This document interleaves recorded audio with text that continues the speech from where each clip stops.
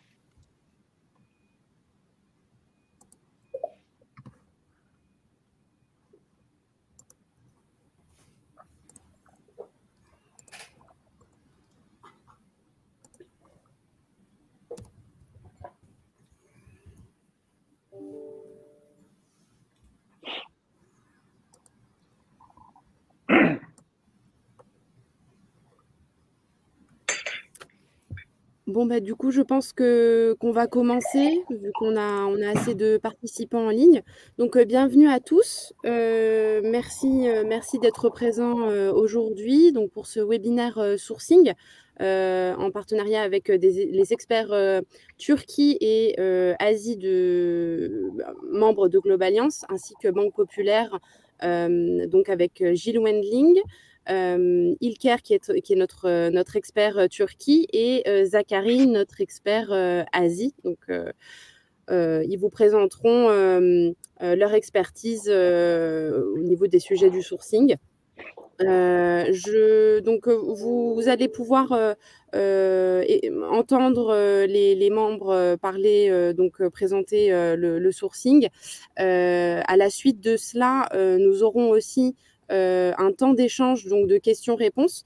N'hésitez vraiment pas à poser vos questions dans le chat. Nous y répondrons à la fin de la présentation d'Ilker et de Zachary. Vous aurez notamment la possibilité de pouvoir participer directement en live.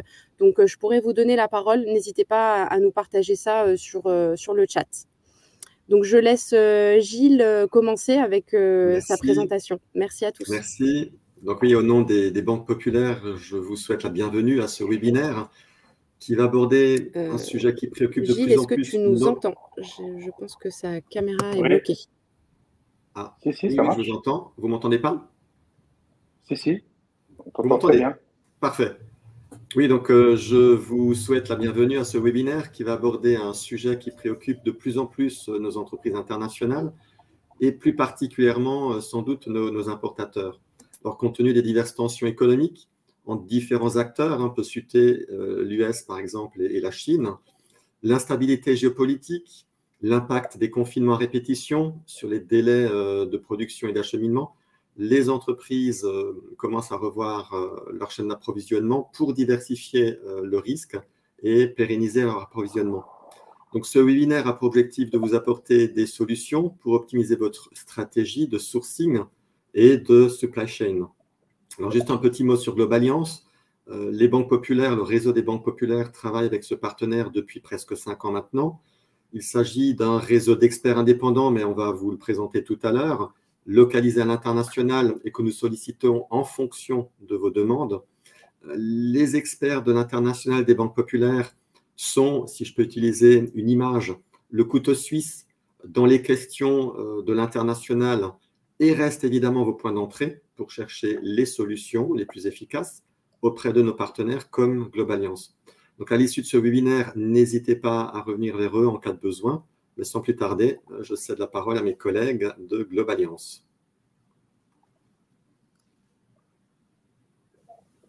Bonjour à tous.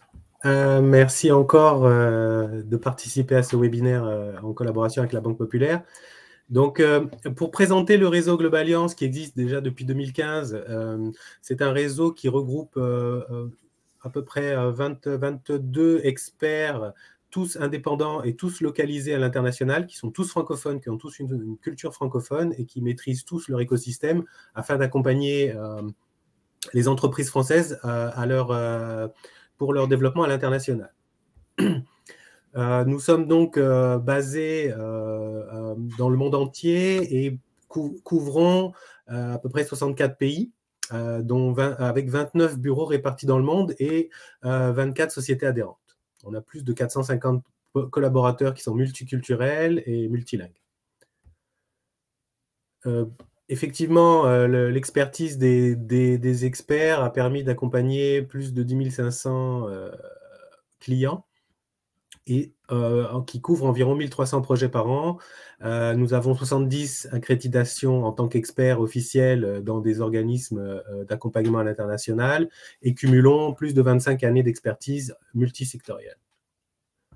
Les métiers des experts couvrent effectivement toute la chaîne d'expertise au niveau de l'accompagnement, que ce soit en matière d'études de marché, de gestion de filiales ou de fusion-acquisition, même d'implantation. Bien sûr, toutes les questions RH qui peuvent porter sur le recrutement ou le portage salarial, tout ce qui est sourcing, supply chain, bien sûr, la sous-traitance, et effectivement tout un panel autour du développement commercial qui permet justement le suivi des grands comptes, le suivi opérationnel et ainsi de suite.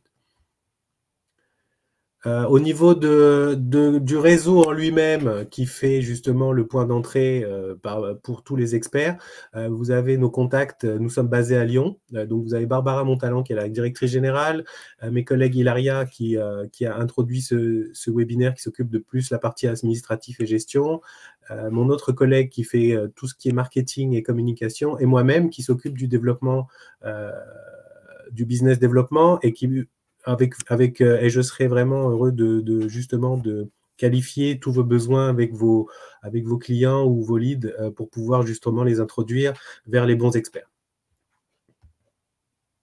Donc, je laisse la parole à mes deux collègues, Ilker et Zachary, sur tout ce qui concerne justement l'expertise sourcing du réseau.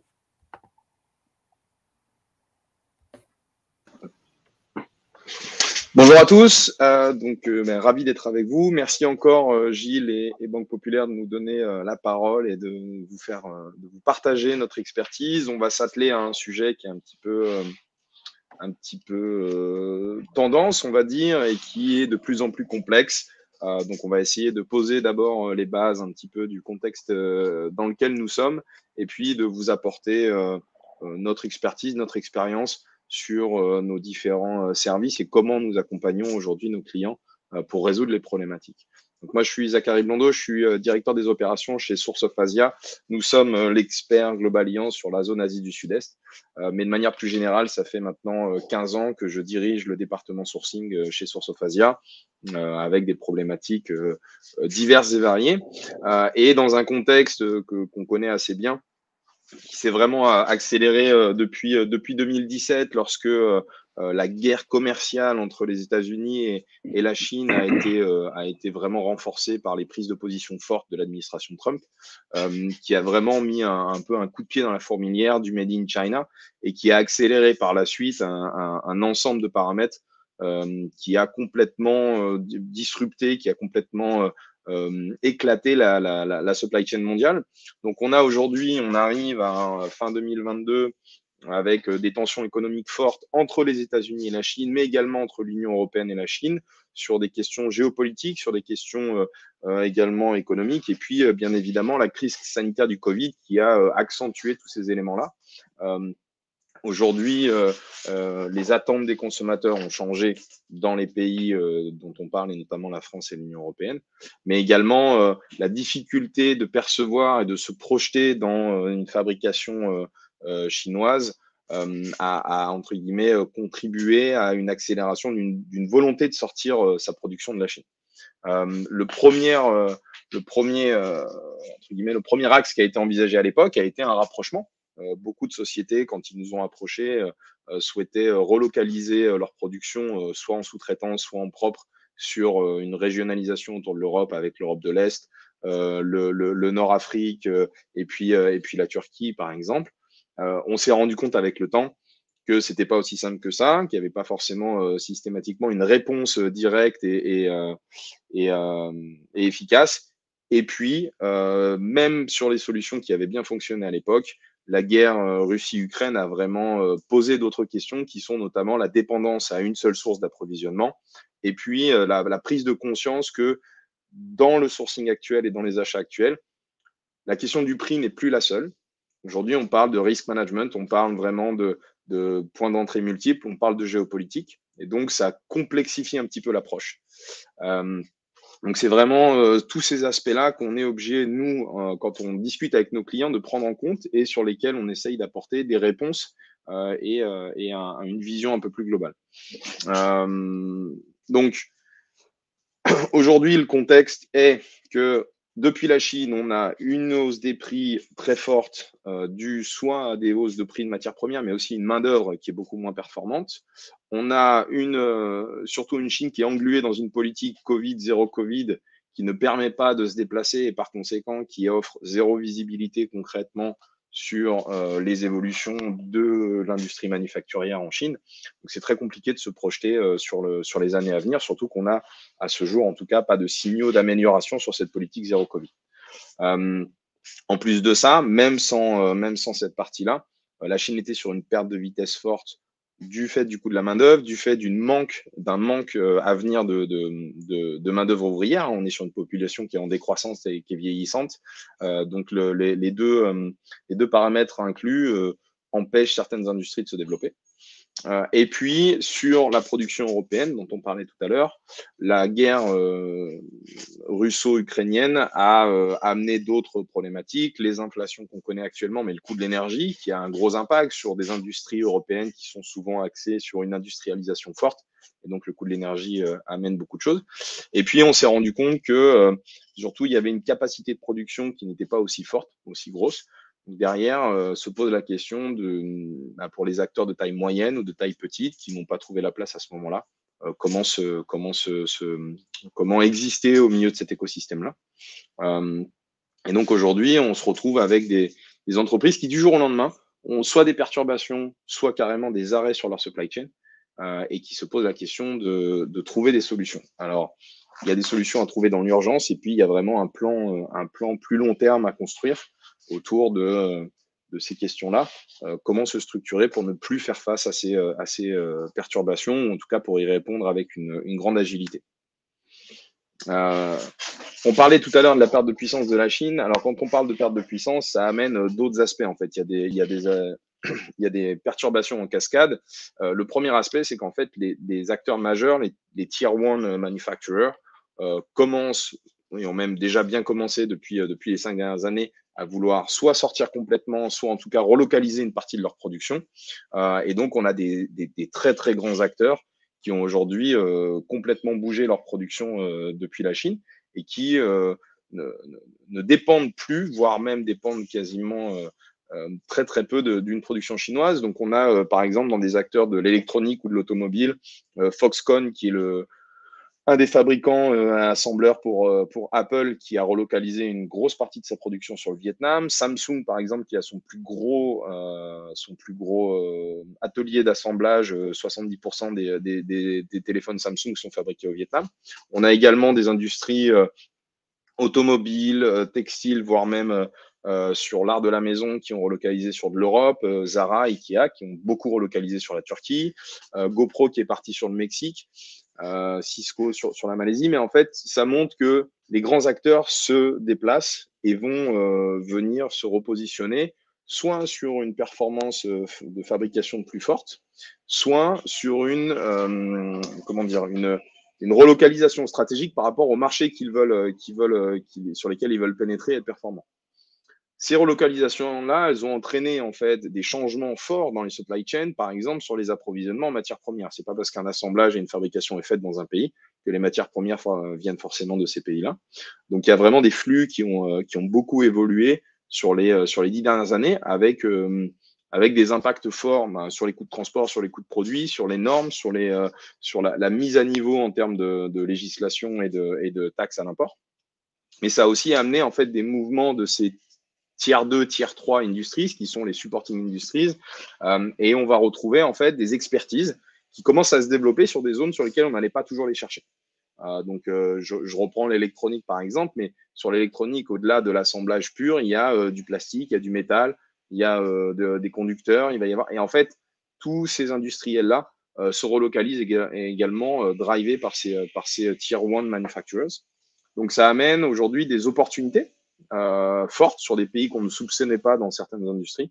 Ça amène également une approche plus complexe. Aujourd'hui, quand on réfléchit où aller chercher, où aller faire fabriquer, où s'implanter pour faire fabriquer, la question est plus complexe en fonction du marché sur lequel vous allez vouloir exporter, de la taille de votre entreprise, du niveau de production et du niveau de qualité que vous recherchez, et puis des capacités. Et donc, on retrouve chez Globaliance, au travers de notre présence mondiale, des problématiques diverses, cross-countries, depuis maintenant 5 ans, et de plus en plus. Pour ça, on amène des solutions, évidemment. Alors, certains de nos membres, et Ilker et moi en faisant partie, traitons ces sujets sourcing depuis très longtemps. Alors, j'ai parlé de 15 ans pour moi. Ilker, je crois que ça fait 20 ans, même plus que ça, que tu es dans ce secteur-là. Exactement. Exactement. Pour prendre la suite, bonjour à tous. Pour ceux qui ne connaissent pas, donc je suis Ilker, directeur d'Adventis, partenaire d'ailleurs des banques populaires BPCE depuis bientôt 18 ans. Et effectivement, Zachary, dans le sourcing, dans les achats, parce que c'est mon premier métier en tant que directeur des achats chez Carrefour en Turquie depuis à l'époque 97. Moi, avant de continuer sur nos solutions, je voudrais revenir sur un point que tu as souligné sur la stratégie du best landed cost. Effectivement, aujourd'hui, il y a un point très important, les industriels, les entreprises françaises, on va parler de nos entreprises, commencent à ne plus regarder le prix, comme tu disais, Zachary. C'est plus une question d'achat ex-work, combien ça coûte, le meilleur prix d'achat, etc., etc. C'est quelles sont les meilleures solutions d'approvisionnement. 2 points, c'est-à-dire 1, logistique, 2, quantitatif, 3, gestion de la qualité, c'est-à-dire est-ce que je me déplace, est-ce que c'est à côté, c'est pas trop loin, est-ce que j'ai de la sous-traitance pour pouvoir gérer cette qualité, qui est aujourd'hui quand même le point le plus critique.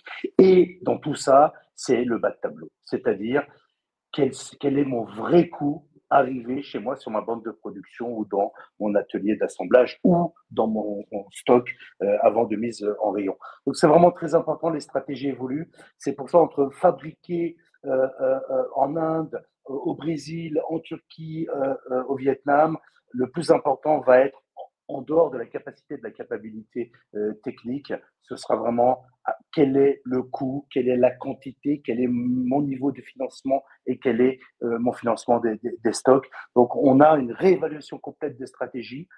Certaines entreprises sont très rapides. Tout à l'heure, Zachary, avec les exemples que tu as donnés, effectivement, on voit des très, très grands groupes qui ont été très surprenants, très agiles, très rapides. Et on voit aussi d'autres problématiques où des industriels, et on le vit aujourd'hui, des industriels français très importants, on parle d'industriels, c'est-à-dire entre des petites ETI, des grosses PME, autour de 100 millions d'euros de chiffre d'affaires, qui continuent à chercher leur voie, c'est-à-dire je bloque pas complètement mes appros de Chine, mais je sécurise grâce au Vietnam, je rapproche en Turquie et un peu en Pologne sur différentes gammes. En fait, j'essaye de minimiser le risque à venir parce que je ne sais pas ce qui va se passer dans 6 mois, dans 1 an, en termes de logistique. Vous avez vu, les coûts logistiques de la Chine, les coûts de conteneurs ont fortement rebaissé. On a des niveaux de prix qui commencent à être acceptables. Donc, on ne sait pas ce qui va se passer. Est-ce que dans 6 mois, on va avoir une autre maladie, on va avoir une autre guerre, ou cette guerre qui ne semble pas se terminer. Donc voilà, c'est très important d'avoir en tête le best landed cost, c'est-à-dire ma meilleure stratégie, ma meilleure solution apportée dans mon outillage, dans mon outil de travail. C'est pour ça que Global Alliance, aujourd'hui, la chance que nous avons, c'est que nous sommes assez bien implantés dans tous les pays qui sont les pays qu'on appelle de sourcing, c'est-à-dire de main-d'œuvre, main-d'œuvre qualifiée, de disponibilité de matières premières et de savoir-faire technique. Donc, très rapidement, aujourd'hui, sur nos solutions que certains d'entre vous connaissent bien, nous allons pouvoir comprendre un marché, son potentiel. Nous allons pouvoir faire les RFI, RFQ, c'est-à-dire Request for Information et Request for Quotation, c'est-à-dire trouver, qualifier les entreprises et aller leur demander les offres de prix, etc. On va vous aider à négocier, à contractualiser, à mettre sur contrat. On va pouvoir suivre vos opérations. Demain, vous aurez besoin d'un bureau d'achat en sous-traitance ou en direct. Vous allez avoir besoin du suivi de la qualité. Et en dehors de ça, 2 autres aspects très importants, on va revenir tout à l'heure. Le portage salarial qui va pouvoir vous aider à suivre vos achats ou directement la relocalisation d'une gamme, d'un produit, d'une pièce. Hop, peut-être trop vite. Voilà. On va commencer par le premier point. Je vais essayer de pas trop rester sur ces pages-là. Mais ce qui est très important avant tout, c'est qu'avec ces relocalisations, avec cette recherche de nouvelles stratégies, les entreprises, et on le voit très bien, beaucoup, et on a des cas avec Zachary, où ce sont des entreprises qui ont des équipes d'achat, des équipes d'appro, ils connaissent les pays, et ben ils nous demandent, ils disent voilà, nous, on cherche le nouveau marché, faites-nous des analyses stratégiques de sourcing, à savoir voici le ou les produits que nous souhaitons rapprocher en termes de production d'un point de vue géographique de la France, de l'Europe, où allons-nous regarder comment vous pouvez faire. Et là, on va apporter un savoir-faire très important. Le savoir-faire, c'est le savoir-faire local que nous avons dans chaque pays et bien sûr chaque pays de sourcing. Et on va apporter une analyse macro, une analyse micro et un benchmark comparatif de ces pays-là. Donc, c'est des choses que eux, dans les entreprises, n'ont pas obligatoirement la capacité de faire et on va savoir les orienter sur les vrais marchés industriels de fabrication. Donc, je passe les détails, mais ça va sur du reporting, sur une analyse très, très détaillée, jusqu'à le mode d'approvisionnement, la logistique, la disponibilité matières premières, le savoir-faire industriel, humain, etc., etc. Et on va pouvoir comparer en disant, bah voilà, là, la Turquie, elle est bien pour tout ça, mais en fait, c'est la Pologne qui est meilleure parce que voici les raisons. On va savoir vraiment mettre en phase, et c'est ça un peu cette force, c'est que les pays sont tous neutres, on rapporte la réalité du marché, et c'est l'entreprise qui va décider vers quel marché elle va pouvoir aller. Merci Ilker. Et j'ajoute quelque chose qui est assez important, je pense, c'est qu'effectivement, de par notre proximité, de par notre présence sur le terrain, avant de basculer sur l'identification et la qualification, on essaye aussi d'apporter une réponse sur tous ces éléments stratégiques qui est adaptée à votre taille d'entreprise. Parce que la réalité d'un pays, aujourd'hui, peut varier, même si on évalue un gros potentiel industriel et manufacturier, dans certains cas, par rapport aux tailles d'entreprise, par rapport à la supply chain existante, eh ben, ça ne va pas forcément coller avec votre société. Et donc ça, c'est un point qui est très important, la mise en perspective par rapport à votre cahier des charges et à votre structure. Et en fait, on retrouve cette problématique-là aussi dans l'identification et la qualification des fournisseurs. Ce qu'on va faire, c'est qu'on va appliquer finalement des méthodes que nous-mêmes appliquons en interne, c'est notre quotidien, d'aller approcher un ensemble de fabricants ou d'industriels, et puis de récupérer des informations dans un premier temps en général, et puis qu'on va descendre sur un système d'entonnoir pour aller au plus proche de votre cahier des charges et donc définir les fournisseurs qui ont le plus de potentiel pour vous en tant que collaborateur, en tant que partenaire. Et donc, on prend des paramètres assez larges, aussi bien des paramètres, on va dire, structurels, des paramètres normatifs et certification, des paramètres, bien évidemment, business, des paramètres prix, mais aussi des paramètres industrialisation, perspective d'évolution, stabilité, etc. Donc, on arrive à, entre guillemets, à une shortlist, une sélection où on va vous recommander les partenaires vers lesquels vous devriez vous tourner par rapport à cet ensemble de points. Et à la fin, en fait, ça vous permet logiquement d'avoir vraiment une accélération de vos échanges.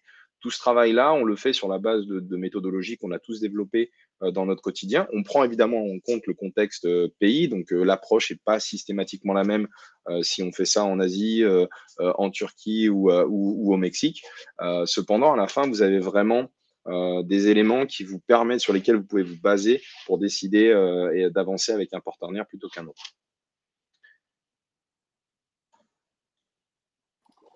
Merci Isaac. Ce qui est très important dans le RFI, RFQ, c'est que le client qui demande ce type de mission va recevoir à la fin cette shortlist avec le CIRFQ, donc avec le benchmark des prix, donc des prix de départ, des prix rendus, etc., selon le cahier des charges. Mais ce qui est très important, c'est qu'il y a tout un travail qui est fait du membre Globaliance, par le membre Globaliance, pardon, avec un résultat de fournisseurs, on va dire, intéressants, c'est-à-dire qui répondent vraiment au cahier des charges à 100%, et intéressés, c'est qu'ils veulent bosser avec vous parce que les conditions qu'on leur a remises les intéressent. Donc c'est très important, c'est un gain de temps énorme, et de temps et surtout d'investissement pour aller sourcer une entreprise au fin fond d'Égypte ou une entreprise au fin fond de Malaisie, par exemple. Voilà, c'est très important, cette présence locale et rend ses fruits exactement sur ce type de mission. Bien sûr, on sera là une fois que vous avez choisi la shortlist, vous allez les rencontrer, d'abord en visio, bien sûr, pour toujours économiser les déplacements. Après, on fait aussi de la vidéo, des visites vidéo, des sites de production, etc. Donc, selon les cas.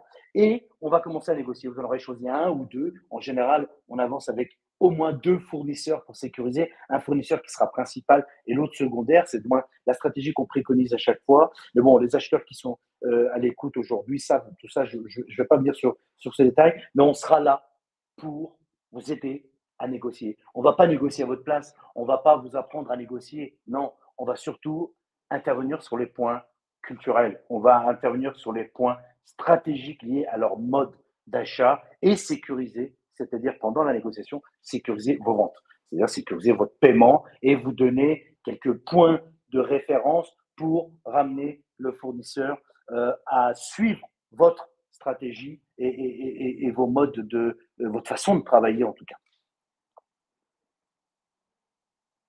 Avec ça, en plus, une fois que vous avez validé un fournisseur, on va vous aider à suivre les échantillons, on va lancer la première commande, on va vraiment faire, on est un peu votre acheteur en local, on va savoir avec ce type de service vous accompagner sur la validation et la confirmation de ce fournisseur. Et on va le suivre sur sa commande, on va le suivre sur sa livraison, on va l'orienter, l'aider par rapport à la logistique, la douane, etc. Donc, on va pouvoir être là, surtout pour les petites entreprises qui n'ont pas des grands départements ou qui, en ce moment, avec toutes les problématiques qu'elles vivent à l'achat et à l'approvisionnement international, on va pouvoir lui dire, OK, tu passes ta commande et nous, on la suit jusqu'au chargement en tout cas. Voilà. C'est vraiment très important et ça fait encore gagner du temps et de l'argent sur ces petites opérations. Oui, Zach, bureau d'achat, point que tu maîtrises très très bien en tant que toi-même SOA, service de bureau d'achat. Ouais, c'est une évolution un peu des premières années, notamment du sourcing en Asie. Il y a encore 20 ans, on a vu une émergence d'un nombre incalculable de trading en Chine et puis en Asie de manière générale. Le bureau d'achat, c'est un peu une évolution par rapport à ça. L'objectif n'est pas du tout de faire de l'achat-revente, c'est pas du négoce. Sur le bureau d'achat, c'est vraiment d'avoir une équipe achat complètement dédiée en interne qui va vous représenter aussi bien sur un sourcing permanent, c'est-à-dire qu'une fois qu'on a réalisé une mission de sourcing, qu'on a défini un potentiel d'un pays, il y a de l'opérationnel qui se met en place et cet opérationnel a vocation à évoluer dans le temps. Donc, c'est vraiment d'amener des experts terrain qui vont continuer un sourcing, continuer de qualifier les fournisseurs tout au long de la mission. Évidemment, de garder la partie négociation, mais pareil, de manière graduelle et continuelle. Et puis, d'être impliqué sur toute la chaîne de valeur, aussi bien sur le développement des produits au fil du temps, le pilotage du fournisseur, un petit peu comme le point précédent, mais également d'inclure là-dedans tout le service de contrôle qualité, de final inspection, de pilotage des tests en laboratoire jusqu'à l'exportation, où là, on va être également impliqué sur le benchmark du choix des forwarders, des transporteurs, les documents logistiques, et puis dans certains cas, venir amener une expertise externe sur de l'audit, sur de l'analyse, sur du conseil en supply chain. Donc, c'est un service all included, on va dire, tout inclus, mais qui permet de s'appuyer sur des experts locaux qui ont déjà le réseau, plutôt que de systématiquement devoir relancer des missions. C'est pas toujours la bonne solution, entre guillemets, en fonction de la zone sur laquelle on travaille. Typiquement, ça s'applique très très bien quand on est loin. C'est pas forcément utile lorsqu'on est sur un pays plus proche. Et puis, ça dépend aussi des us et coutumes en termes de business localement. Donc, c'est une solution qui existe, qui a des avantages, on va dire, entre guillemets, dans la prise en main du partenaire. Mais qui forcément ne colle pas à tous les industriels et les acheteurs qui nous écoutent, parce que certains ont déjà intégré dans leurs équipes des spécialistes sur la qualité, des spécialistes sur les achats. Donc c'est une solution, on va dire, hybride qui permet d'externaliser un ensemble de choses et qui amène, on va dire, un point d'entrée unique sur toute la supply chain. Je parlais tout à l'heure d'intégration des contrôles qualité. C'est également une expertise forte chez GlobalAlliance et je pense que c'est même devenu, alors ça a toujours été un sujet dans les achats, la qualité d'un produit. Alors quand on parle de qualité, c'est très subjectif. Donc il faut bien définir évidemment le cahier des charges, être capable de mettre en perspective ce qu'il est possible en termes industriels par rapport aux dessins techniques initiaux. Donc c'est tout ce plan de qualité initial, on vous accompagne là-dessus. Sur la mise en perspective entre ce que vous souhaitez et ce qu'il est possible industriellement. Et puis après, vraiment, l'action de contrôle qualité, être capable d'aller vérifier un échantillon et de faire des recommandations d'évolution, de définir une librairie de défauts et donc un cahier des charges sur lequel on va se baser, et puis d'implémenter des contrôles qualité inline, outline, en final inspection, voire même de faire des tests, par exemple, pour les acteurs du e-commerce qui demandent un dropshipping particulier, qui demandent des drop tests particuliers, on va pouvoir le mettre en place. Également sur la partie audit, donc de l'accompagnement, alors on est capable en propre de faire certains types d'audits, d'autres audits qui sont normés avec des certifications. On va dans ce cas-là s'appuyer sur des experts qui sont capables de le faire. Mais tous ces éléments-là, c'est quelque chose qu'on a vu parfois être sous-évalué par nos clients, qui estiment que parce que ça marche depuis quelque temps, parce que on a une bonne relation, une bonne confiance avec le fournisseur, on s'implique pas forcément sur du contrôle qualité. Mais moi, ce qu'on a remarqué avec le temps, entre les coûts des containers qui avaient explosé il y a encore pas si longtemps, l'année dernière, avec les problématiques d'approvisionnement en matières premières, eh ben un contrôle de qualité final qui est rejeté, voire même une marchandise qui est réceptionnée et rejetée à réception, ça coûte 5 fois plus cher que précédemment, parce que ça prend du temps à reproduire, parce que tous les coûts qui ont été engagés ne peuvent pas ressortir. Et donc, dans ces cas-là, on se retrouve coincé. Donc, c'est vraiment un pôle sur lequel on a une croissante demande et qui est primordial, selon moi, sur la supply actuelle. Alors, Ilker, je ne sais pas si tu as disparu, si tu es toujours là. Je suis là. Est-ce que tu m'entends? Je te vois plus, mais je t'entends. Ah, d'accord, j'espère. Oui, effectivement, on te voit plus. Pas. Bon, écoutez, tant que vous m'entendez, tout va bien. Je vais faire juste un dernier essai. Ça va? Vous me voyez toujours pas? On te voit. On voit? Ok, parfait. Donc, je disais portage salarial tout à l'heure. En effet, dans les services qu'on vient de parler, bureau d'achat, contrôle qualité, les audits, une des solutions qu'on a développées juste en amont en fait du Covid, et ça s'est très très développé. Il y a eu beaucoup de demandes en fait avec les problématiques du Covid et de non-déplacement. Qu'est-ce que c'est le portage salarial dans le sourcing? En fait, c'est très simple. C'est qu'on recrute un acheteur ou un ingénieur qualité ou un ingénieur sourcing, agronome ou industriel. Il est votre salarié chez nous, tout simplement. En fait, il est formé par votre équipe achat, sourcing, qualité, etc. Et il travaille pour vous. C'est un portage salarial à l'international et vous avez une personne sur place, active chez les fabricants. Je vais prendre un exemple tout récent du mois de septembre. On vient d'embaucher un ingénieur agronome turc pour un industriel français qui achète depuis 15 ans en Turquie des fruits secs, etc. Aujourd'hui, il n'a pas les moyens d'envoyer du monde. La région n'est pas facile à travailler. On est assez stressé en ce moment avec les conflits du Nord, conflits du Sud, etc. Donc, qu'est-ce qu'on a fait? On a dit, OK, on va te trouver quelqu'un qui va suivre les fournisseurs actuels, du moins les producteurs actuels, les fournisseurs actuels, qui va développer de nouvelles gammes, qui va développer de la concurrence, etc. On a recruté, on l'a embauché et aujourd'hui, il travaille avec un salaire à moitié, je dirais, du coût, si on parle d'un coût global, il est déjà à 50% moins cher que le salarié français et zéro coût de déplacement avec un reporting journalier, etc. C'est une solution aujourd'hui qu'on conseille fortement chez Globaliance et ça dans tous les pays et presque pour tous les services aujourd'hui et tous les besoins des entreprises à l'international, qui permet d'avoir son propre employé formé sur place et on s'occupe de tout, des visas, on va s'occuper du coaching, on va s'occuper du back-office. Et quand on dit back-office, le salarié n'est pas seul, il a vraiment une équipe derrière lui qui lui permet de gérer ses voyages, etc. Donc c'est vraiment une solution aujourd'hui qui porte ses fruits et qui augmente très très fortement. Juste pour rebondir sur ce que disait Ilker, en fait, ce qui est assez important, je pense, à noter, et nous on l'a vu avec nos clients là, sur les dernières années, c'est de la même manière qu'on parle sur la partie fabrication industrielle, d'avoir un besoin d'agilité, de flexibilité, nous, on amène ça également. C'est-à-dire que nos services, ils sont évolutifs dans le temps. Et notre objectif, c'est d'accompagner le client en fonction de ses besoins et en fonction de l'expertise dont il a besoin au fil du temps. Donc, forcément, le portage salarial s'inscrit là-dedans. Pourquoi? Parce que à un moment donné, un client va avoir des besoins qui sont très spécifiques, avec une mainmise sur les opérations très, très forte.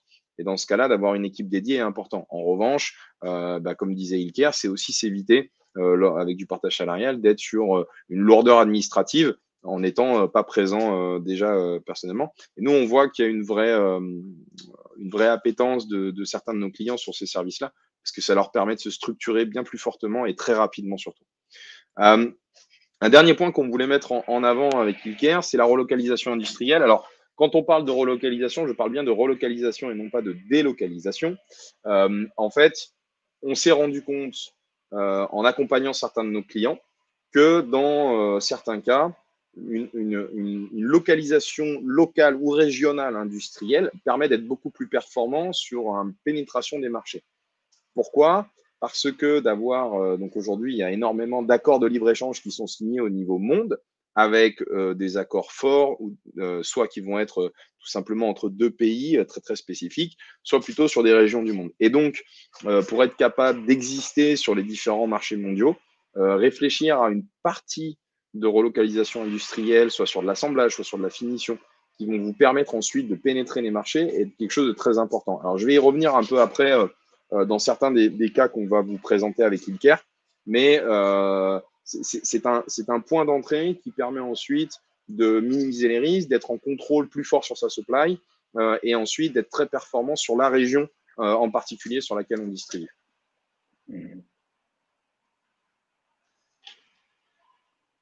Oui, des références, on en a mis quelques-unes. Majoritairement, si on regarde bien, c'est industriel, sous-traitance. Il y a de la GSB, il y a de la GSA, il y a de l'industrie tout corps d'État. Je pense que Zach, là, on n'en a pas mis beaucoup, mais on parle vraiment d'industriels qui ont les moyens, de très gros, mais aussi de très petites structures, quelle que soit la grandeur ou le type de produit. Je voudrais juste faire un rappel, c'est notre méthodologie. On a la même méthodologie que ce soit l'industriel comme Thales qui va nous demander des pièces bien spécifiques ou pour ceux que je connais, la SAM qui va demander des pièces bien spécifiques pour ses cuisines, Alstom qui va demander des pièces métalliques avec du perçage bien précis et des métaux bien précis. Et ben à côté de ça, on va avoir une plus petite entreprise, MX, qui est pas très petite, mais qui va avoir du sourcing en plus faible quantité. Et ben la méthodologie, ce sera la même. Notre mission sera travailler avec le même type de rigueur. C'est très, très important. Et tout à l'heure, tu disais de relocalisation. On a quelques exemples. Je ne vais pas citer de nom ici, mais tu vas donner, je pense, un exemple vécu tout à l'heure. Mais on a des belles entreprises qui relocalisent juste pour pouvoir être concurrentielles. Parce que cette pièce-là est une pièce non critique, donc il peut la relocaliser facilement. Et pas de France vers l'étranger en général. C'est plus justement ce qu'on disait tout au début, ce que disait Zach tout au début, c'est-à-dire de Chine ou d'une autre région critique, d'Ukraine par exemple, sur la Pologne, tout simplement. Alors, on va commencer par un business case Turquie qui était un business case en fait très très très très intéressant, très très large en termes de travail, une belle ETI et aujourd'hui. Bon, j'ai pas envie de trop relire tout ce qui a été mis, mais leur problématique était de se dire il faut qu'on sécurise, on est trop risqué, on a trop de risques avec tout ce qu'on est en train de vivre. Donc, c'est à partir du Covid et la montée donc, des coûts logistiques, etc. Nous avons fait tout un travail très, très, très minutieux de RFI, de Request for Information, parce que leur cahier des charges était très précis, mais la pièce était très classique. Donc, c'était très important de pouvoir sourcer au maximum, c'est-à-dire élargir et screener au maximum pour faire l'entonnoir et arriver à une qualification avec 19 entreprises intéressées à travailler. Mais pour nous, ce qui était très important, c'était 16 entreprises intéressantes. Et aujourd'hui, 3 fournisseurs de Turquie, un principal, un de sécurité et un qui fournit juste en fait un autre fournisseur.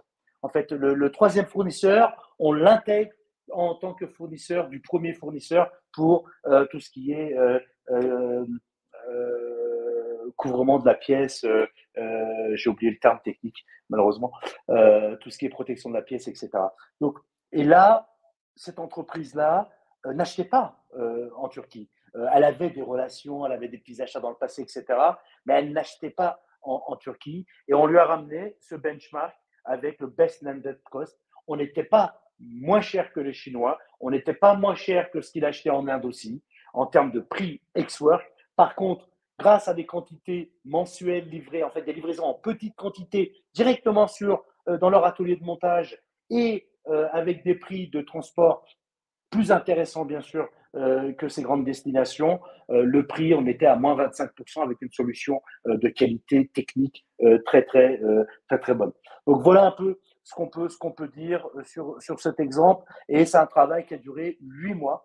Et au bout de 8 mois, la première commande a été passée et nous avons continué le suivi des commandes. Et je crois qu'on a arrêté le suivi des commandes qu'à partir de juin de cette année parce que leur équipe, ça y est, était partie, était, je dirais, habituée à travailler avec ce nouveau fournisseur, donc nouveau pays et nouveau fournisseur, nouveau mode de travail. Et pour votre information, on a sécurisé aussi tout ce qui est paiement et contrat avec du Credoc, tout simplement.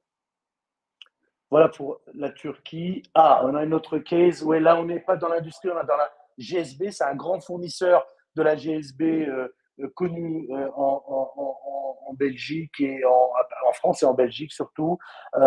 Turquie ne connaissait pas.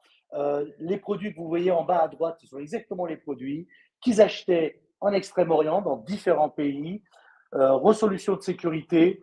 Et on a fait la première analyse de dire oui, l'industrie existe, oui, la capacité est là, oui, les prix sont bons, et on a fait l'identification, on a fait les RFQ en finale benchmark, et on a finalisé jusqu'au suivi des échantillons. Une fois qu'ils ont fait la première commande plus échantillon, ils ont continué à travailler avec ce fournisseur. Donc, très, très bon exemple aussi de relocalisation, on est bien d'accord, c'est-à-dire qu'ils achetaient déjà ces produits-là, mais vu la GSB, vous connaissez pour certains, on ne pouvait pas se permettre d'avoir des risques de coupure et on a réussi à faire du parallèle et on est déjà, à ma connaissance, à peu près 30% de la production achetée en amont, 30% déjà relocalisée en Turquie. Merci Ilker. Alors quelques exemples également que je voudrais vous partager, que je trouve assez intéressant. Alors ce client-là en particulier, c'est une société allemande qui vend en ligne, mais qui a acheté à 90% en Chine. Ils ont engagé un plan d'action sur lesquels on les accompagne et on est dans la fin de la première phase. Leur plan d'action est de sortir tout ce qui peut être sorti de fabrication chinoise. Alors bien évidemment, dans certaines typologies de produits, ils ont décidé que ce ne serait pas possible d'appliquer des hausses de prix et donc les critères de sélection sont assez complexes. Mais dans d'autres cas, en fait, ils sont prêts à appliquer des hausses de prix sous réserve que ça leur permette de gagner en visibilité, en qualité, en risque management. Et en fait, c'est vraiment le mot d'ordre pour eux, c'est d'être capable de ne pas être dépendant d'un monopays par rapport au contexte actuel. Là où je trouve que leur approche est très intéressante, ils ont engagé un plan sur 5 ans d'évaluation chaque année de différentes régions du monde. Donc, ils ont commencé avec l'Asie du Sud-Est et l'Inde.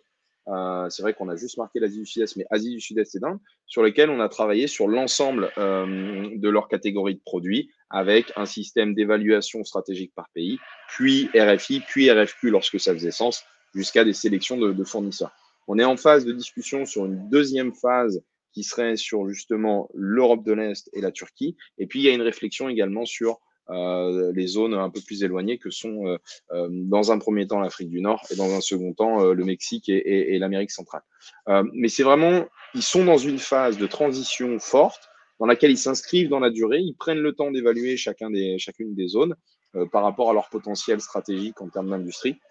Et puis petit à petit, donc pour information, là ils ont déjà passé sur les 10 visites d'usine, ils ont déjà enclenché des premières commandes avec 5 d'entre elles. Un deuxième cas que je trouve idem intéressant dans son approche, c'est le groupe SEB qui, le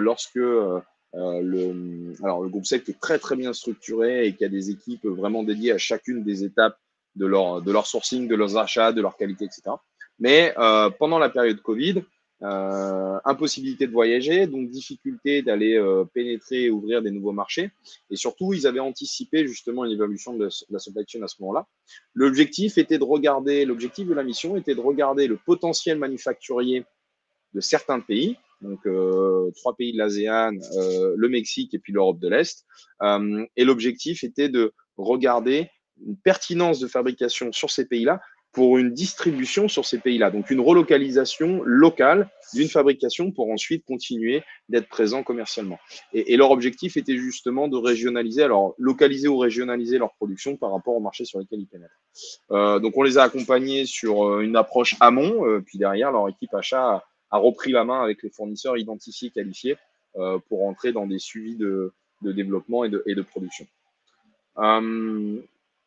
Très rapidement sur ce cas-là, c'est un cas un peu particulier, mais en fait, c'est un industriel américain qui fabrique déjà au Vietnam, qui a sa propre usine au Vietnam et qui importait énormément de matières premières et de produits semi-finis depuis la Chine et a décidé en fait de ne plus dépendre de cette interconnexion et donc de réfléchir sur un sourcing local par rapport à leurs besoins industriels locaux. Donc, on les a accompagnés sur une identification de fournisseurs, soit sur de la pièce détachée, soit sur de la matière première. Je vais passer sur ce dernier cas. Je voulais illustrer un petit peu ma réflexion par rapport à la relocalisation industrielle. Beau Industries est une grosse société française très bien implantée dans la région de l'Arve de décolletage. Et donc, le décolletage est utilisé, c'est des petites pièces métalliques qui sont en fait taillées sur du bar turning. Alors, je n'ai plus le terme français est décolletage.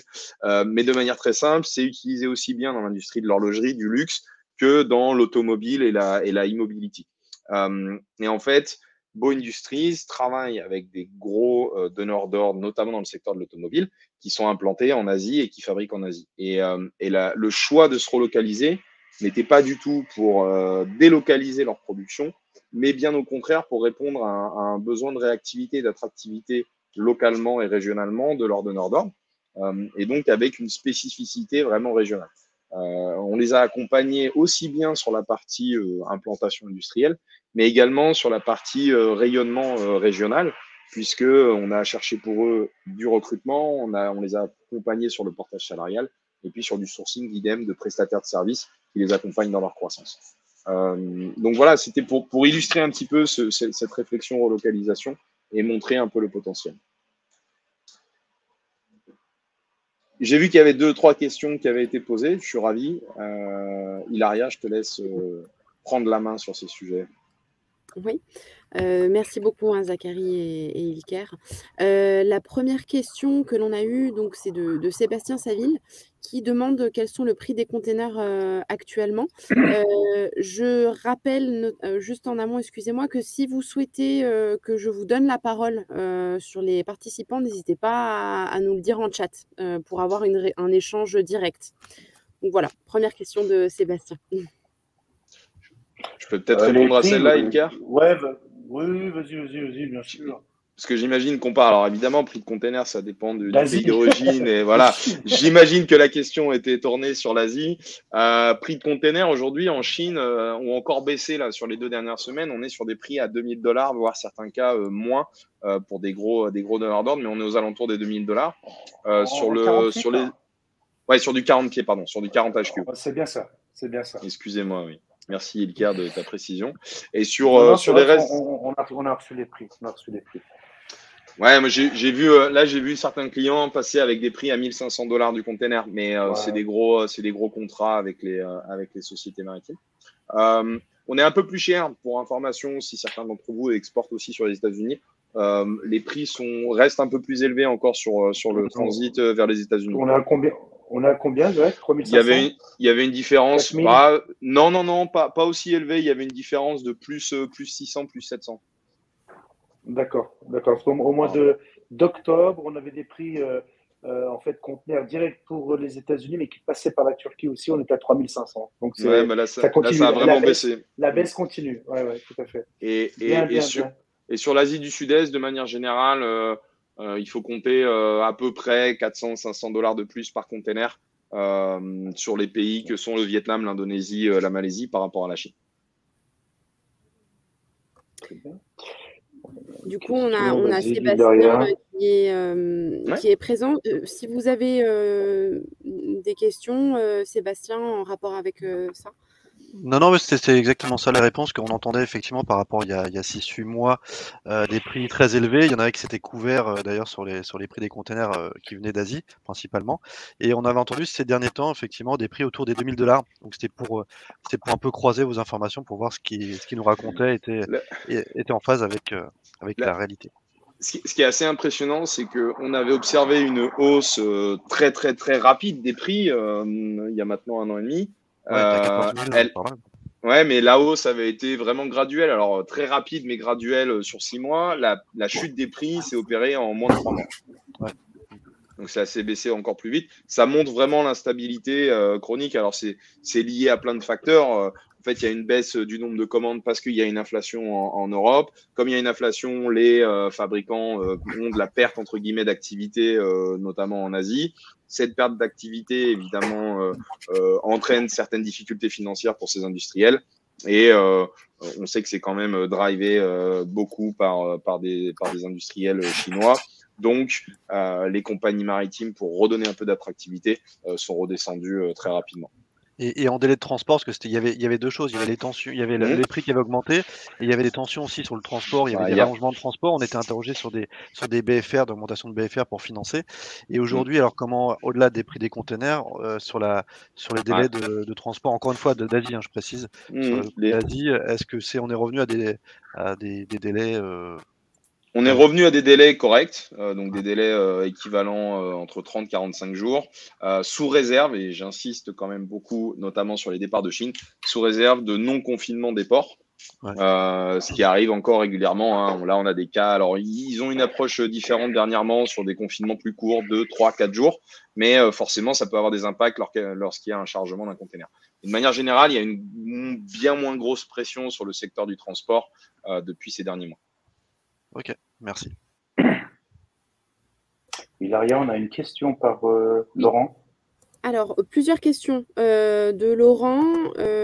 Donc, il demandait tout d'abord si vous aviez des profils en VIE ou des locaux. Tout à fait. Et une deuxième question à propos des business case Turquie. Laurent Bourgard, je peux essayer de vous donner la parole également si vous le souhaitez. En attendant, si vous voulez y répondre, Ilker. Oui, alors les VIE, pour la Turquie, si on part pour la Turquie, le VIE, si le VIE est de nationalité non turque, s'il n'est pas franco-turc, double nationalité, il devient un étranger. Donc un étranger qui est embauché en Turquie, quelle que soit la structure, on a la réglementation du 1 pour 5. C'est-à-dire dès lors où on a des portés aujourd'hui qui sont des Français, pour des grands groupes français entre autres, et ces gens-là, on les embauche parce qu'on a la règle du 1 pour 5. C'est-à-dire un étranger embauché, qu'il soit VIE ou pas, on doit avoir en contrepartie 5 locaux embauchés dans l'entreprise. Donc ça, c'est la première règle. La deuxième règle, des VIE, oui, beaucoup en franco-turc, qu'on a pris dans le passé, mais surtout aujourd'hui des locaux, sachant que dans les entreprises, dans nos clients qui cherchent du portage, que ce soit en sourcing ou en développement commercial, on cherche des expérimentés qui ont une expérience locale, qui ont un vécu local, qui ont une maîtrise du secteur. Donc le VE qui vient de France, entre guillemets, juste pour faire un développement, une étude de marché, ce ne sera pas très, très intéressant pour l'entreprise en termes de, je m'entends bien, d'avoir des personnes expérimentées, minimum 5 ans d'expérience dans le secteur, surtout en sourcing, surtout en achat et en développement qualité. Pour venir à la question, si les business cases sont récents et ont tenu compte de l'effondrement, donc la dépréciation, parce qu'on n'a pas eu de dévaluation, je voudrais juste rappeler ce point très important. Une dévaluation, c'est une politique d'État. Aujourd'hui, nous avons de la dépréciation qui a commencé fortement et sérieusement, c'était en octobre 2021. Donc la vraie dépréciation a commencé en octobre 2021. On a eu une flèche montante à 1 euro jusqu'à 20 TL. Et après, on est redescendu pour une année 2022 autour de 18. Et là, on est autour de 19. Donc le deuxième business case pour la grande distribution, etc., pour la GSB, pour tout ce qui est équipe matériaux et aluminium, etc., tout type de produits en aluminium, a commencé juste avant la dépréciation. Mais dans le contrat, on a mis en fait des niveaux de réévaluation, renégociation des coûts d'achat en euros de par la dépréciation. Parce qu'on avait négocié, l'euro était à 8 et quelques, entre 6 et 8, pardon. Ça avait commencé à 6, ça avait terminé à 8. Et l'entreprise continue à acheter à 18. Donc, dans les contrats, on a un paragraphe spécifique qui dit que même si les coûts matières ont augmenté chez le fabricant, son prix de vente, de facto, va baisser et a baissé, entre autres. Pour un exemple, encore une fois, cette année, c'est-à-dire à partir d'octobre de l'année dernière à aujourd'hui, je ne vous cache pas, même, et en partant même en amont du Covid, avec le Covid, pardon, on a augmenté nous, notre chiffre d'affaires d'accompagnement sourcing jusqu'à presque 30% de notre chiffre d'affaires. Alors qu'avant le Covid, l'expertise sourcing qui est reconnue, que les gens qui nous connaissent savent qu'on maîtrise assez bien pour la Turquie, eh bien, on avait le chiffre d'affaires sourcing, d'accompagnement sourcing, était presque autour de 7-8% à peine. On avait baissé énormément. C'est avec le Covid qu'on a réexplosé. Et effectivement, la problématique en Turquie que nous avons en termes, pour les fabricants, l'inflation qui est autour de 100%, on peut le rappeler, et la dépréciation de la monnaie fait que ça a accéléré le sourcing. Les Turcs aujourd'hui, les industriels turcs sont overbookés. Les entrepôts sont overbookés, avec en plus, vous savez que la Turquie continue à être une solution pour l'Europe pour pouvoir vendre et acheter en Russie. Donc, c'est un point très important pour ceux qui ont des questions sur ce point-là. Et effectivement, la dépréciation fait que la Turquie devient encore un peu plus concurrentielle. Donc, c'est aussi un point aujourd'hui que les entreprises utilisent et qui leur permet de renégocier leurs achats. Merci d'avoir répondu à toutes mes questions. Du coup, j'ai même plus besoin de m'exprimer. Là. Merci, messieurs. Ah, vous étiez connectés. Ah, désolé, Laurent. Oui, je ne voulais pas t'interrompre, Ilker, mais il a pris la parole également. Et... Ok. Non, mais si vous avez d'autres questions, Laurent, c'était très complet. Puis je voulais savoir cette chose-là.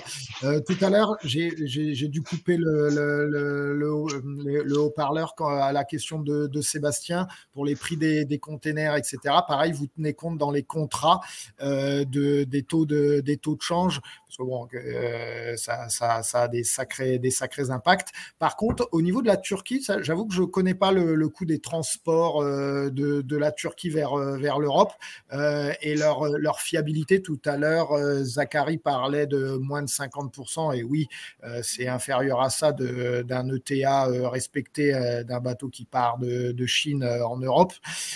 En Turquie, c'est comment la tendance? Alors, je n'ai pas les dernières infos, je ne vous cache pas, parce qu'on nous demande beaucoup sur la Russie, sur la Chine et l'Extrême-Orient, mais on pourra vous confirmer par écrit, mais je pense que ça baissait aussi sévèrement, même si ça n'avait pas trop augmenté de Turquie. Les Turcs ont beaucoup utilisé, bien sûr, cet argument, mais on doit être à peu près, je n'ose pas vous dire de bêtises, mais on doit être dans les 1250. Donc, mais à confirmer, Laurent, je note, à confirmer, on peut vous répondre par mail sur ce point-là. Ça marche. Moi, je voulais juste un peu rebondir sur ce que vous demandez, Laurent, et puis sur ce qu'a dit Ilker. Première chose, sur la partie VIE et profils locaux. En fait, il faut vous dire que la législation et la manière de faire de chacun des pays est différent. Donc évidemment, il faut se rapprocher de l'expert Globaliance qui couvre le pays, entre guillemets, où vous êtes intéressé, pour la question du choix entre le VIE et le profil local, et puis sur la faisabilité. Et c'est là tout l'intérêt d'ailleurs du réseau, c'est qu'on est capable de vous accompagner à ce niveau graduel et de ne pas vous proposer une solution qui va être globale, sachant que les règles ne sont pas les mêmes.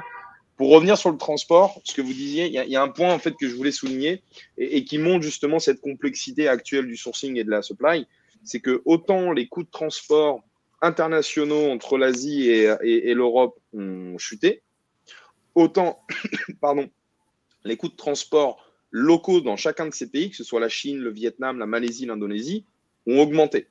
Et donc, dans les choix d'usines et dans les choix d'industriels, notamment sur les coûts de mise à FOB, ce paramètre-là est à prendre en compte. Une usine qui va être localisée beaucoup plus loin du port va peut-être avoir un coût de transport de son usine jusqu'au port qui sera plus fort et, par exemple, venir l'impacter sur l'acheteur ou sur l'industriel avec lequel il travaille. Donc, c'est tous ces paramètres-là maintenant sur lesquels on est obligé de jongler, alors qu'avant, c'est vrai qu'on avait un peu des standards dans la tête. Un coût de mise à FOB, c'est tant, un coût de transport maritime, c'est tant, puis c'était très stable. Maintenant, c'est vraiment au cas par cas et c'est hyper important à prendre en compte. Okay, voilà. Votre port, Laurent, votre port de préférence, c'est Fos? Oui, on est à Marseille. Oui. Oui. D'accord, je prends Fos, c'est ça? Je prends Marseille. Hein? Oui. Voilà, on vous fera un exemple d'un 40 pieds Turquie-Marseille. Ça va. Merci, messieurs. Et dames pour avoir donné la parole, hein, bien entendu. Avec plaisir. Alors, il n'y a pas d'autres questions qui ont été notées dans le chat. N'hésitez pas, vraiment, si vous avez d'autres questions. On peut encore prendre un petit temps pour y répondre, je pense. Oui, les amis de la banque aussi peuvent nous poser des questions et beaucoup de choses ont évolué depuis 3-4 ans. Donc, n'hésitez pas, messieurs, dames. À défaut de questions, ce que je souhaitais déjà, c'est déjà vous remercier, Ilker et Zachary, pour ce webinaire. Remercier également l'ensemble des participants. En guise de conclusion, si on est à l'heure de la conclusion, comme il est midi 5, je souhaitais quand même vous rappeler que les risques inhérents à ce mouvement de changement de client ou de fournisseur sont nombreux et nécessitent un accompagnement à plusieurs niveaux. D'une part, pour fiabiliser ces nouveaux partenaires, ensuite pour sécuriser les transactions, et enfin pour préserver votre trésorerie. La tentation est grande et forte pour les fournisseurs, surtout quand c'est des nouveaux fournisseurs, d'exiger le paiement d'acompte, de gros montants à la commande. Et donc, il existe quand même pas mal de solutions, notamment bancaires, pour sécuriser un petit peu ces transactions et préserver votre trésorerie. Alors, cet accompagnement ne se fait pas exclusivement par un acteur public, comme BPI, ou privé, comme Globaliance, mais par un ensemble d'acteurs qui affichent chacun des compétences particulières. Donc, si vous souhaitez poursuivre vos réflexions sur ces questions de sourcing, d'approvisionnement ou plus généralement de développement à l'international, je vous invite à vous rapprocher de vos experts internationaux, banques, qui vont pouvoir poser le diagnostic et solliciter surtout l'écosystème pour vous accompagner dans votre stratégie. Merci Gilles. Voilà, merci encore à toutes et à tous. Merci Gilles, merci à toi, merci à l'équipe Banque Populaire en tout cas. Et j'espère qu'on a su répondre aux questions, mais qu'ils n'hésitent pas, les clients Banque Populaire via les responsables internationaux. On est toujours disponible pour répondre à des questions précises, techniques. C'est pas obligatoirement de vendre des missions, mais c'est surtout de pouvoir les informer en amont. Et pour ça, Globaliance sera au service des banques et de ses clients pour justement distribuer ces informations qui évoluent malheureusement très vite.